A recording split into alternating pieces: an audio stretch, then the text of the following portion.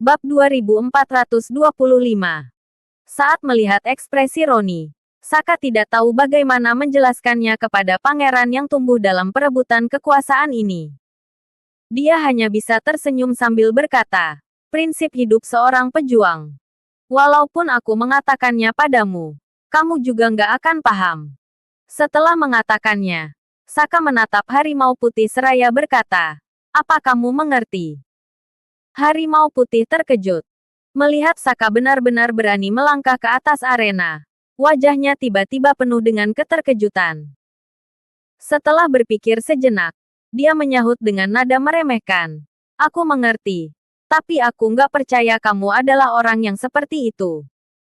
Setelah berkata demikian, dia mengangkat kakinya dan melompat. Yang mulia, ini. Sahut Galeno dengan wajah tampak muram. Roni menatap kedua pria di atas arena dengan ekspresi agak cemas. Setelah beberapa saat, dia berkata, lupakan saja. Saat dia mulai menderita, dia akan mengerti niat baikku. Galeno agak mengernyit dan berhenti berbicara. Dia menatap arena dengan tatapan agak suram. Semua orang menatap Areria dengan ragu.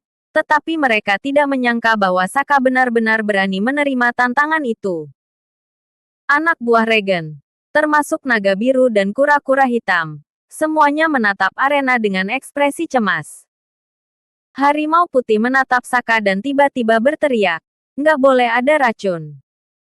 Saka tertawa terbahak-bahak, mengeluarkan pedang setengah jadi seraya berkata, ya, aku juga membenci para penantang yang bersemangat untuk mencoba.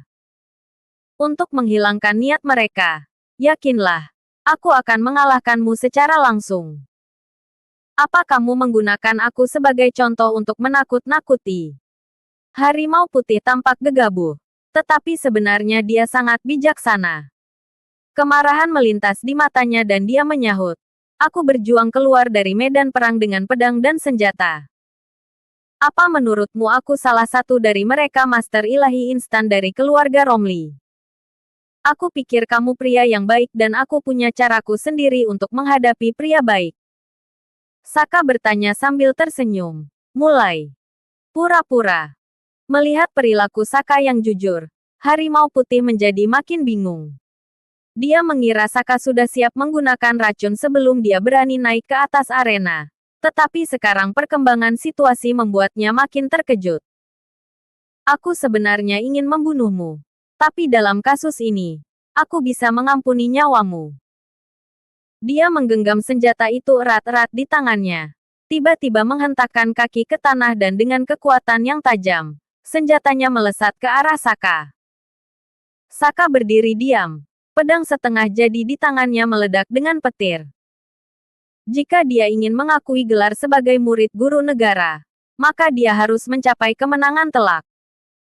Bukan untuk dirinya sendiri, tetapi untuk membuktikan kepada guru negara bahwa pandangannya memang benar. Seketika, Saka menatap tajam ke arah lawan, tetapi dia tidak bergerak sama sekali. Melihat perilaku menghina Saka, harimau putih menjadi sangat marah.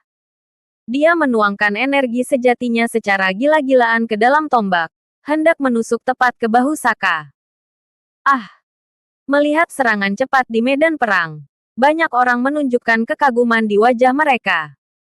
Harimau putih memang layak disebut sebagai jenderal yang ganas di militer. Ini jelas bukan sesuatu yang dapat dibandingkan dengan master ilahi tingkat 4 biasa. Namun, kemudian tombak itu hanya diarahkan ke bahunya, hal yang sangat disesalkan. Mereka pikir Saka, si pengganggu ini, akan mati sesaat setelah dia muncul. Roni mengangkat alisnya pelan, mengangguk dan berkata, itu adalah cara yang bagus untuk mengalahkannya.